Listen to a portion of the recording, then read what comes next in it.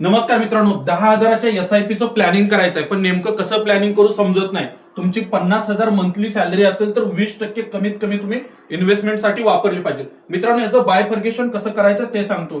ETFs असतील, mutual fund असतील आणि स्टॉक्स याप्रमाणे तुम्ही काय करू शकता, क्लासिफिकेशन करू शकता. मी तुम्हाला सजेस्ट करेल 15,000 रुपयाची ETF मध्ये इन्व्हेस्टमेंट सुरू करा.